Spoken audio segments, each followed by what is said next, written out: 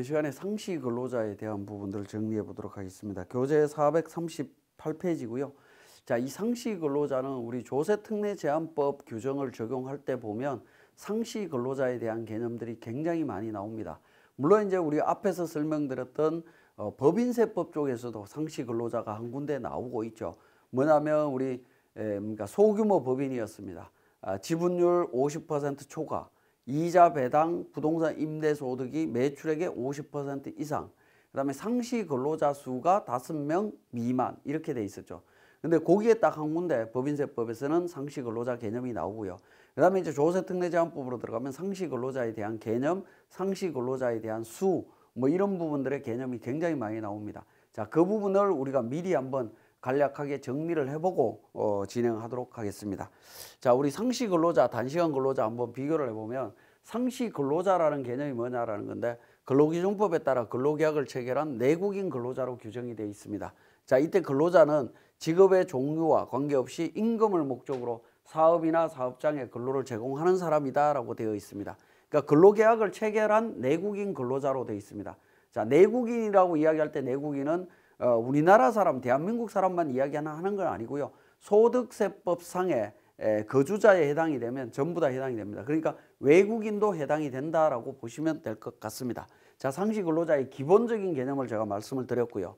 자, 그 다음에 단시간 근로자도 나옵니다. 단시간 근로자는 일주 동안의 소정 근로시간이 그 사업장에서 같은 종류의 업무에 종사하는 통상 근로자의 일주 동안 소정 근로시간에 비해서 짧은 사람들입니다. 짧은 근로자는 단시간 근로자라고 이야기를 하는데 이때 단시간 근로자는 원칙적으로 상시 근로자에서 제외되도록 되어 있습니다. 상시 근로자가 아니다라고 보시면 됩니다. 자, 주의를 하셔야 됩니다. 단시간 근로자에 내가 우리 회사 직원이 단시간 근로자에 해당이 되는지 안 되는지는 잘 판단을 하셔야 됩니다. 자, 요거는 이제 조금 더 설명을 드리면 어떤 개념이냐면 예를 들어서 우리 회사의 전체 직원이 아침 9시부터 저녁 6시까지 하루에 8시간씩 근무하는 개념으로 해서 일을 하고 있다라는 겁니다. 근데 직원을 새로 채용을 하는데 그 직원이 어린 자녀가 있어서 아침에 출근할 때 1시간 그러니까 늦게 출근하고요.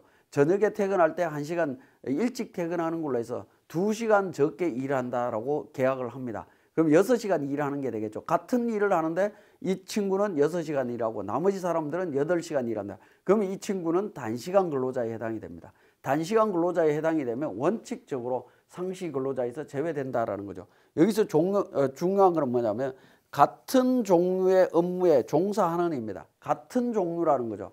예를 들어서 이런 경우 있습니다. 공장을 운영하는 제조업을 운영한다라고 하면 생산부서에서 근무하는 사람들이 있고 회계팀이나 이런 영업부서에 근무하는 사람들도 있겠죠.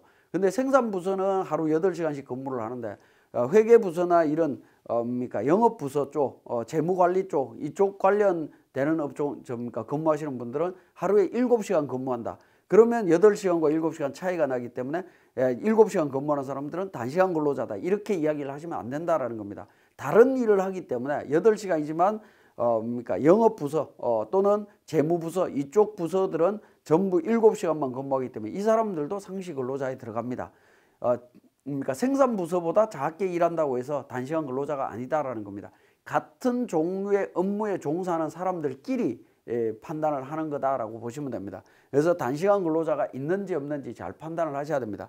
원칙적으로 상시 근로자에서 제외되지만 월 60시간 이상이면 뒤에서 보겠지만 월 60시간 이상이면 상시 근로자에 들어옵니다. 상시 근로자에 포함이 됩니다. 포함이 되는데 이 사람들은 한 명이 0.5명으로 인정이 된다라는 겁니다. 0.5명으로 또 일정 조건이 갖춰지면 0.75명으로 인정이 됩니다. 한 명이 아니라는 거죠. 그죠? 한 명이 아니기 때문에 단시간 근로자인지 아닌지가 굉장히 중요합니다. 그래서 상시 근로자 판단할 때 상시 근로자의 개념도 아셔야 되겠지만 단시간 근로자에 대한 개념도 알아야 된다라는 겁니다. 주의해서 보시고요. 그 다음에 우리 교재에 보시면 그 439페이지에 관련되는 부분이 있고요. 우리 440페이지에 보면 상시 근로자를 포함하는 세법 규정이라고 해서 개별 세법에 대한 내용들이 나와 있습니다. 법인세법, 조세특례제한법, 그 다음에 조세특례제한법 시행령 23조 10항을 준용하는 제도에서 쭉 13군데 정도가 상시 근로자에 대한 개념들이 나옵니다. 요 13군데에 나오는 상시 근로자의 개념들은 거의 비슷하면서도 미묘하게 차이가 있습니다. 그 미묘하게 차이가 있는 부분들을 우리가 표로 한번 정리를 해보면 이런 형태로 이제 확인을 하실 수가 있는데, 여러분들은 나중에라도 혹시라도 이 개별세법에 나오는 상시 근로자에 대한 규정들은 각 관련되는 조세특례제한법에 해당되는 제도를 그러니까 적용을 할 때는 개별적으로 한 번 더 상시 근로자의 개념을 다시 확인하시고 적용을 하셔야 됩니다. 자, 어쨌든 상시 근로자는 앞에서 말씀드렸듯이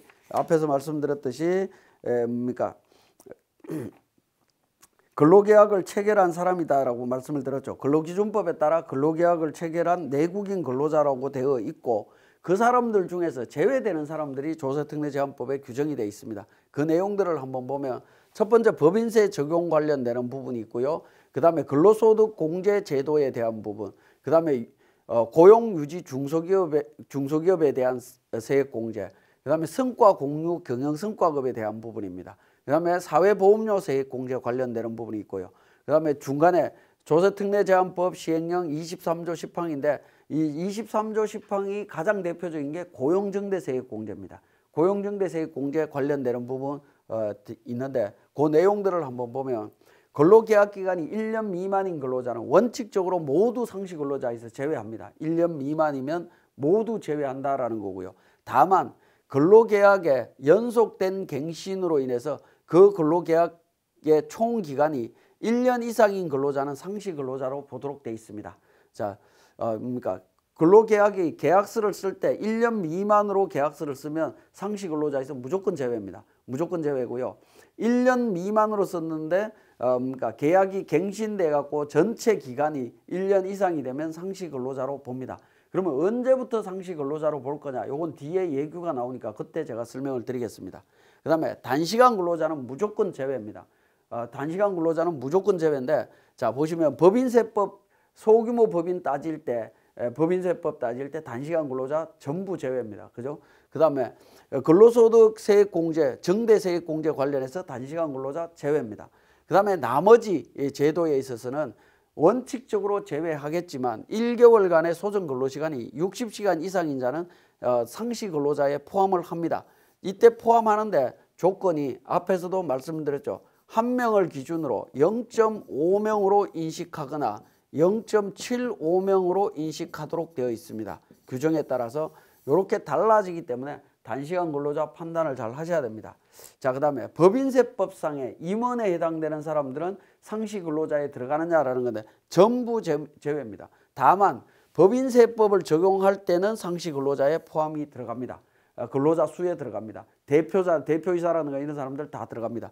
그런데 임원으로 되어 있는 사람들은 기본적으로 전부 조세특례제한법 쪽에서는 전부 제외입니다. 이런 사람들 다 제외하고 판단을 하셔야 됩니다. 자, 그 다음에 최대 주주 또는 최대 출자자와 그 배우자 관련되는 부분인데요. 최대 주주 또는 최대 출자자만 제외되고 나머지는 또 조세특례제한법 쪽으로 들어오면 전부 제외라고 보시면 됩니다. 기본적으로는 최대 주주나 최대 출자자 관련되는 사람들은 전부 제외라고 보시면 됩니다. 상시 근로자에서 제외됩니다.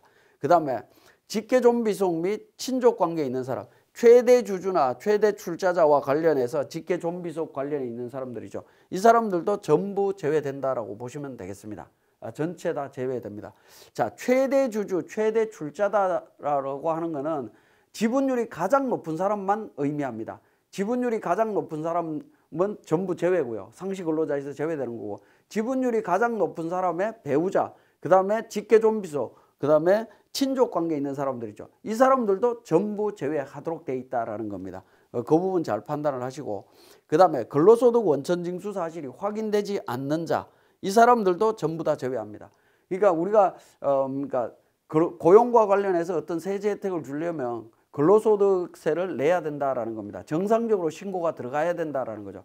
그렇지 않는 사람들은 제외되도록 되어 있습니다. 다만 고용유지, 그 다음에 고용정대, 성과공유 중소기업 같은 경우에는 국민연금, 건강보험 둘 다 가입한 자는 상시 근로자로 보도록 되어 있습니다. 자, 근로소득 원천징수 사실이 없다라는 거는 뭐냐면 원래 급여 수준이 낮아갖고 근로소득 원천징수 세액이 없는 경우들도 있겠죠. 그러한 경우라 하더라도 이런 경우에는 국민연금이나 건강보험 가입이 돼 있다라고 하면 이 부분은 상시 근로자로 봐주겠다라고 이야기를 하고 있습니다. 자, 그 다음에 4대 보험 미가입한 사람들은 어떻게 할 거냐. 4대 보험 가입 여부와 상관없이 법인세법이나 근로소득 증대 세액공제는 포함을 해줍니다. 근데 우리가 근로소득 원천징수 신고를 하는 사람 중에 4대 보험 가입 안 되는 사람은 없습니다. 법에서 가입 못하게 막아놓은 사람들은 어쩔 수 없겠지만 그렇지 않는 사람들은 자동으로 다 가입을 합니다. 국세청에 신고하는데 4대 보험공단에 신고 안 하면 4대 보험공단에서 연락 옵니다. 연락 와서 미신고에 대해서 이야기가 나오기 때문에 전부 다 신고를 합니다. 그러니까 미가입자는 없다라고 보시면 맞을 것 같아요. 아예 국세청에도 신고 안 하고 하는 경우에야 뭐 있을 수 있겠지만 정상적으로 신고하는 케이스는 그러니까 미가입자는 없다라고 보시면 됩니다. 그 다음에 고용유지 중소기업, 고용정대세액공제, 경영성과급 관련되는 부분은 국민연금 건강보험 가입 여부로 판단하고요. 중소기업 사회보험료 세액공제는 원칙적으로 고용이 증가하면 회사 부담분 그러니까 사회보험료가 늘어나기 때문에 그 늘어나는 부분에 대해서 세제 혜택을 주겠다라는 부분입니다. 그렇기 때문에 4대 보험에 가입이 안 되면 아예 혜택이 없는 걸로 보셔야 됩니다. 그래서 하나라도 미가입하면 제외되는 건 맞습니다. 다만 법에 의해서 국민연금법 등에 의해서 가입이 제외되는 자는 포함하는 걸로 되어 있습니다.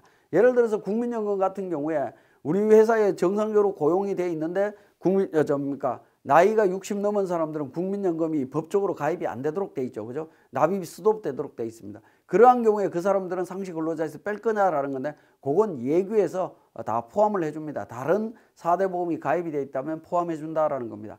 건강보험료도 마찬가지입니다. 건강보험료도 법에서 가입이 제한되어 있는 사람들은 가입한 걸로 인정해서 적용을 해줍니다. 자, 그 다음에 총급여 7천만 원 이상인 근로자 어떻게 될 거냐 하는 부분인데 기본적으로 전부 포함입니다. 급여 수준하고 상관없이 상시 근로자에는 포함을 합니다. 다만 이제 근로소득 정대세액 공제를 계산할 때는 제외하도록 되어 있습니다. 근로소득 정대세액 공제하고 경영성과급에 대한 부분에 있어서는 제외되도록 되어 있습니다. 왜냐하면 고소득자한테까지 이렇게 이제 지원금이 나가는 것에 대해서는 혜택을 주는 것은 좀 잘못됐다. 저소득층한테 주는 게 맞다라고 보는 거죠. 그러니까 국가에서는 어쨌든 총급여 7천만 원이면 소득 수준이 좀 높다라고 보고 세제 혜택을 배제하고 있다라고 보시면 될 것 같습니다. 자, 그래서 상시 근로자에서 제외되는 내용들을 우리 표로 정리를 해서 한번 살펴봤습니다. 이 내용이 우리 교재 441페이지에 내용들이 나와 있고요. 자, 관련되는 예규 한번 보면 조금 전에 이제 말씀을 드렸던 건데 국민연금 등 가입 제외 근로자의 상시 근로자 포함 여부 어떻게 되느냐라는 부분입니다. 그러니까 만 60세 이상 내국인 근로자나 또는 국민건강보험 가입자에서 제외되는 내국인 근로자에 대해서 국민연금 또는 건강보험료 외에 사회보험에 대해서 사용자가 부담하는 부담금 또는 보험료의 납부 사실이 확인되는 경우에는 동근로자는 상시 근로자에 포함된다라는 겁니다. 상시 근로자에 포함을 해줍니다.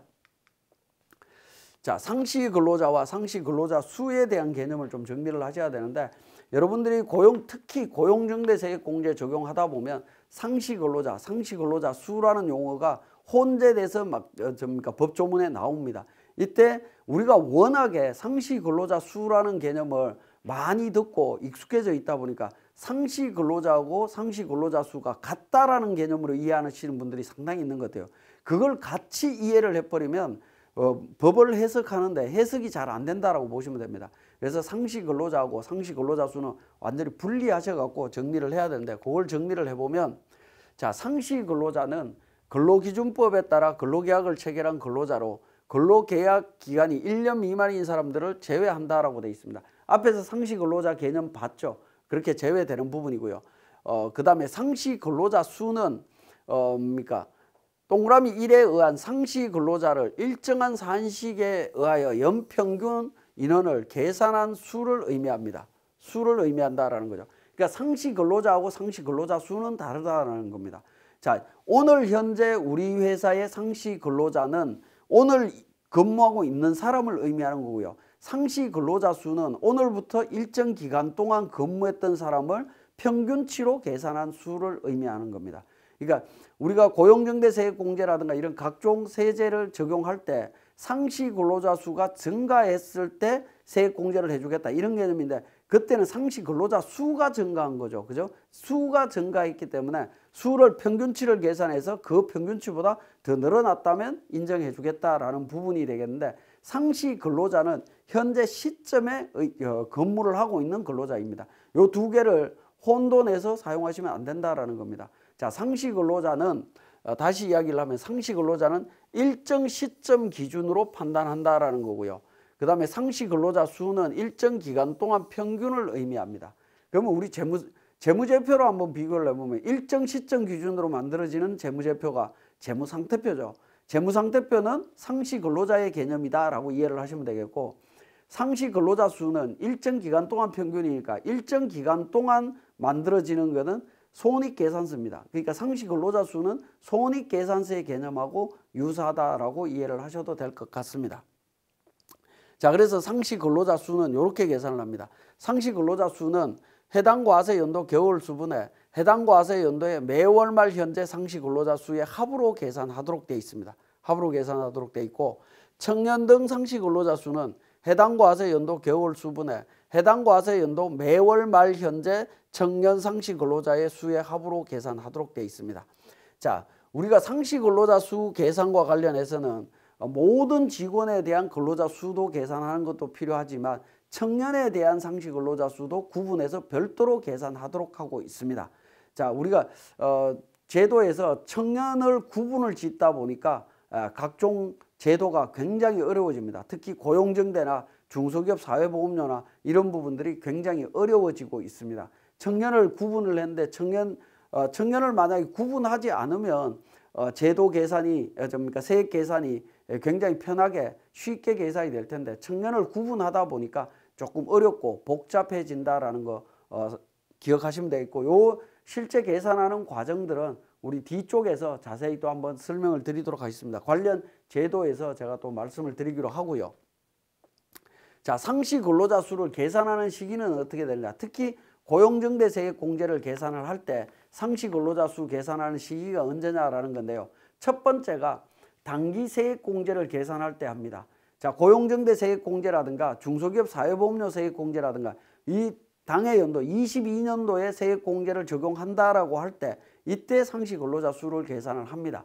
한 번 계산을 합니다. 그 다음에 또 언제 계산하냐면 추가 납부세액, 고용 감소로 인해서 단기 이전 세액공제에 대해서 추가 납부세액이 계산할 때 이때 또 상시 근로자 수를 한 번 더 계산을 한다라는 겁니다. 그러니까 실무에서는 상시 근로자 수를 두 번 계산을 하셔야 됩니다.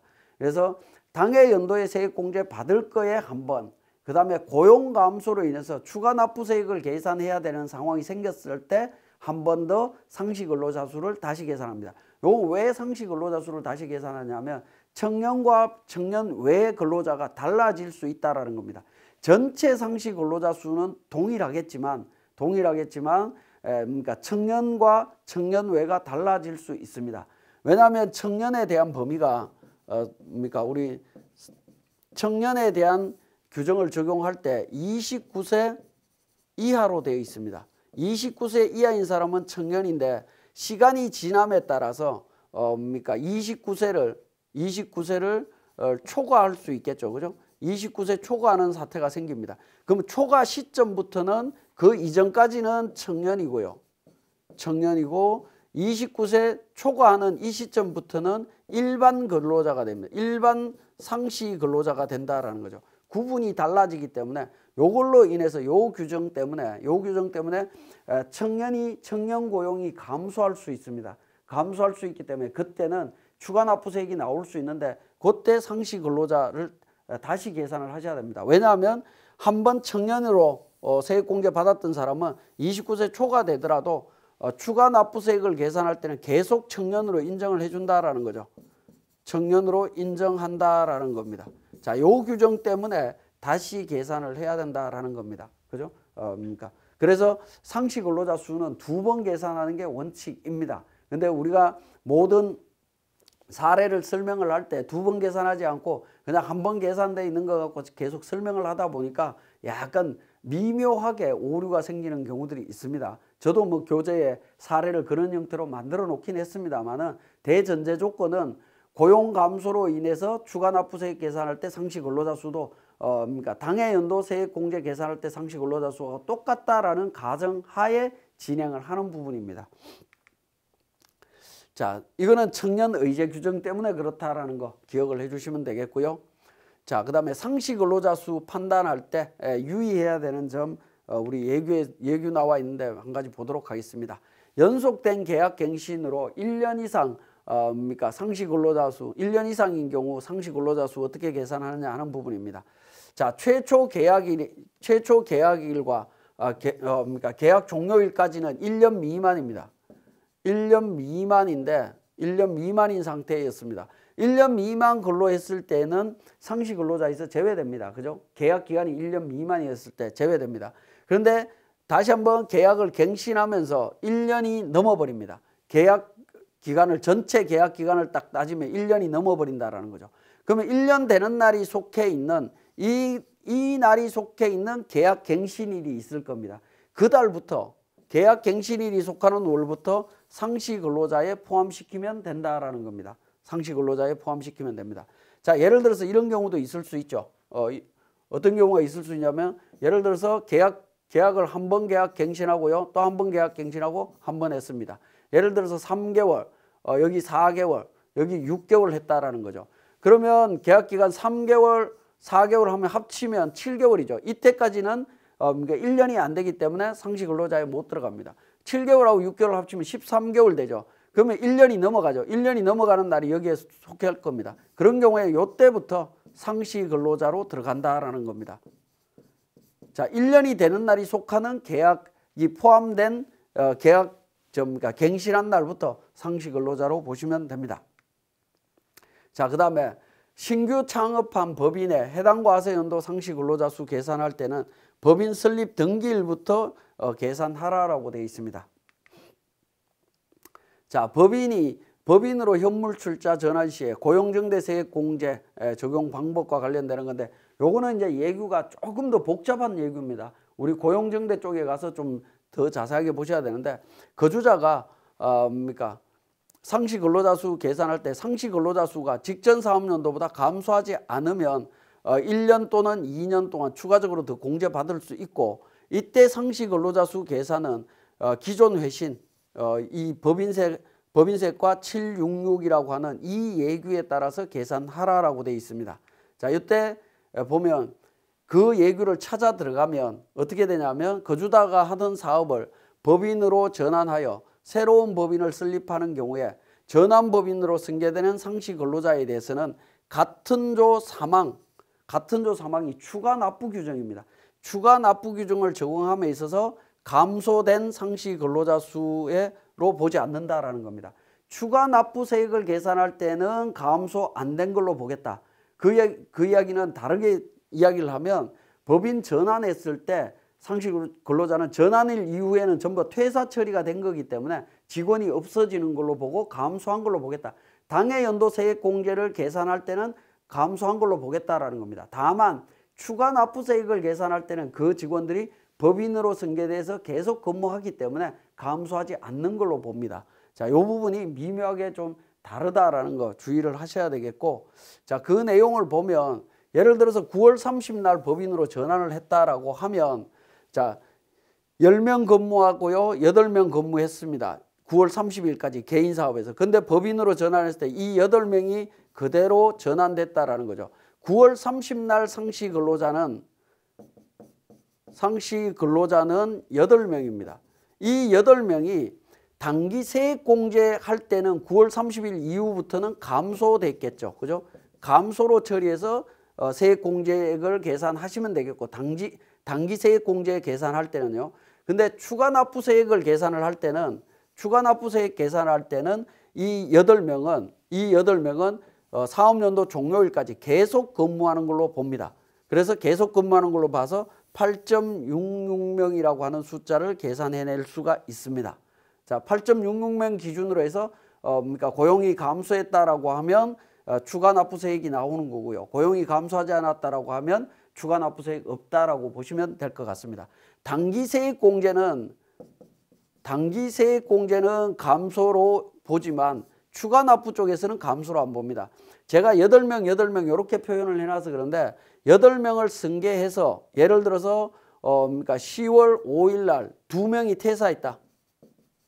2명 퇴사했을 때 그러니까 어떻게 계산할 거냐는 건데 법인에서 퇴사한 건 신경 쓰시면 안 됩니다. 법인에서 퇴사한 건 신경 쓸 거 없고 개인사업자 9월 30 날짜 있었던 상시 근로자는 그러니까 법인에서 퇴사를 했든 말든 간에 법인에 승계했다라고 하면 과세기간 종료일까지 계속 근무하는 걸로 보고 상시 근로자 수를 계산하시면 됩니다. 이렇게 계산하는 거는 추가 납부세액을 계산할 때만 이렇게 계산을 하는 거다라는 겁니다.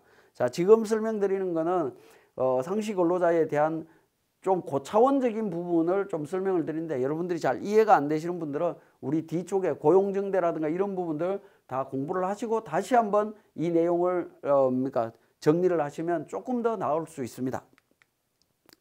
자, 그 다음에 해당 기간의 개월수의 의미 2019년도에 나온 기획재정부 예규가 되겠습니다.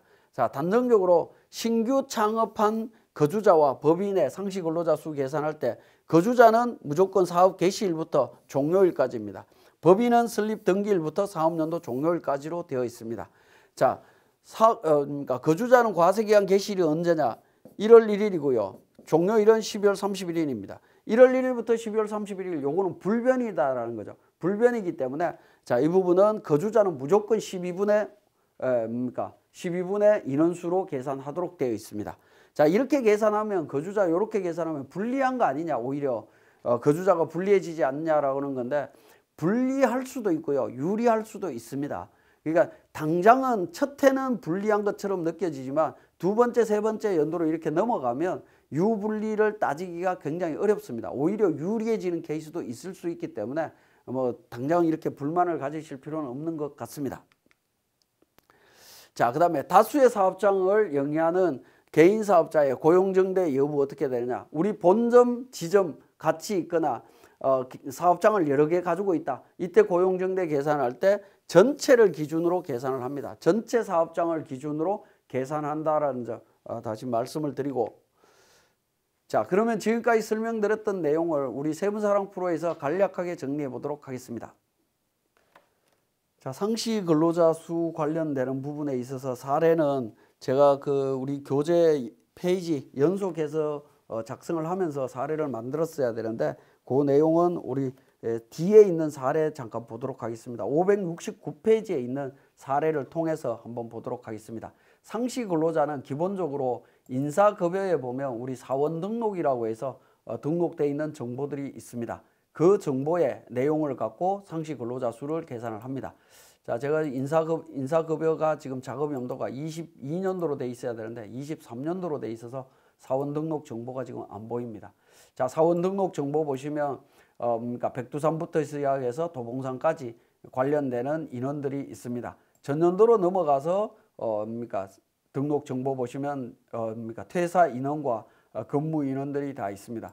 자, 이 정보를 바탕으로 우리 법인 조정에서 상시 근로자 계산하는 부분은 공제감면 탭으로 이동을 합니다. 공제감면 탭에 공제감면세액 로마 숫자 3번에 맨 마지막에 보시면 근로자 고용 현황이라고 되어 있는 부분이 있습니다. 공제세액 계산용이라고 되어 있는 부분이 있는데요. 여기에서 상시 근로자 수를 계산한다라고 이해를 하시면 되겠습니다. 자, 그 내용을 간략하게 그러니까 설명되어 있는 내용을 보시면 우리 교재 575페이지에 나와 있습니다. 575페이지에 당기세액 공제를 위한 상시 근로자 수 및 청년 등 상시 근로자 수 이렇게 되어 있습니다. 자, 기본적으로 작성하는 방법은 기본적으로 F12 불러오기를 통해서 작성하시면 됩니다. 저는 지금 우리 사례 화면에 보이는 거는 18년도부터 이렇게 작성을 했습니다만은 기본적으로 3년치만 확인을 하시면 될 것 같습니다. 9, 10, 11 해서 확인해서 반영을 해주시면 됩니다. 그러면 이렇게 이제 상시 근로자가 반영이 되어 있습니다. 반영이 되어 있고요. 여기에 보시면 상단 부분에 자, 청년을 따질 때 군복무기간 29세 이하 청년을 군복무기간 빼고 29세 이하라고 되어 있습니다.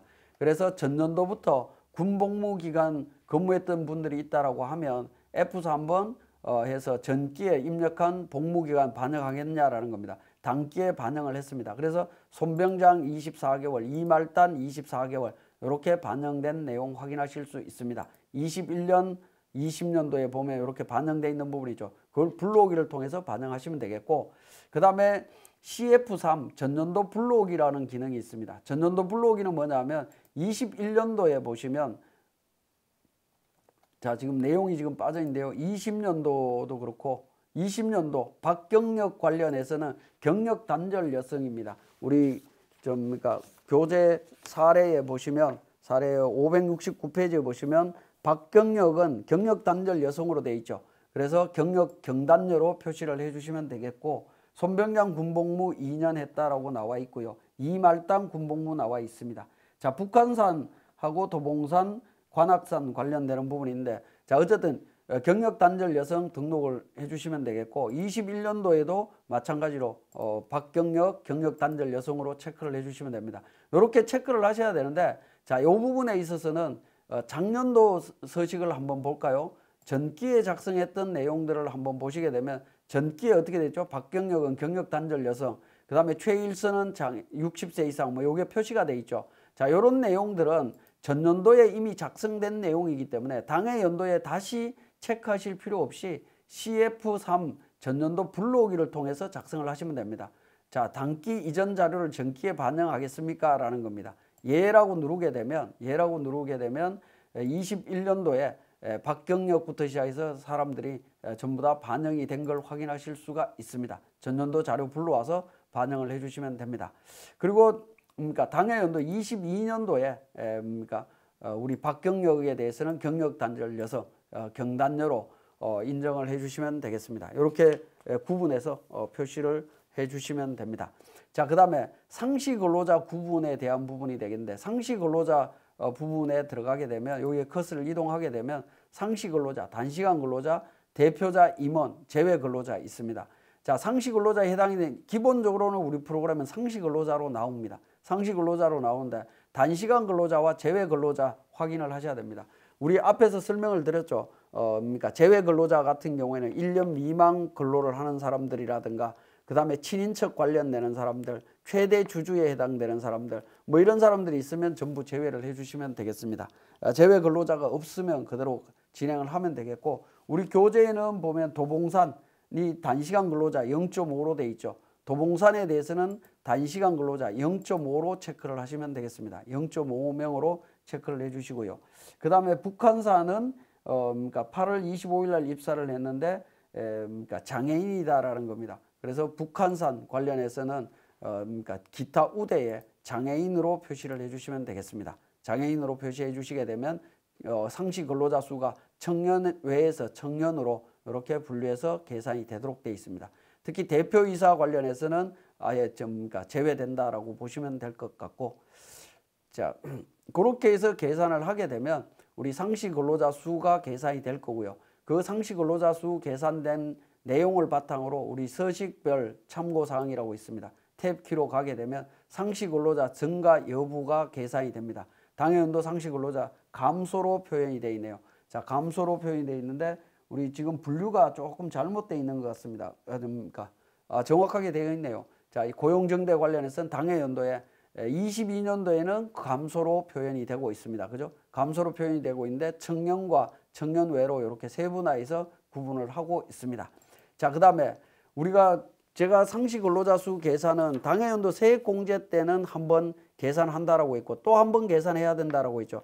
이렇게 고용이 감소하게 되면, 자, 고용이 감소하게 되면 추가 납부세액이 나올 수밖에 없습니다. 그러한 경우에는 그러니까 청년 의제 적용을 시켜서 계산을 하셔야 됩니다. 자, 보시면 여기에 청년 의제라고 하는 부분이 있습니다.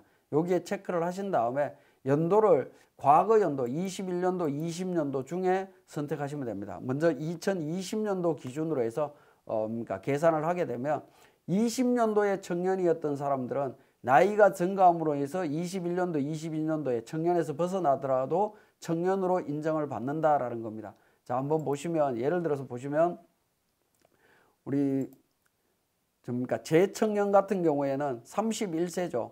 21년도에 31세이기 때문에 상시 근로자입니다. 만 30세가 넘었으니까 상시 근로자고요.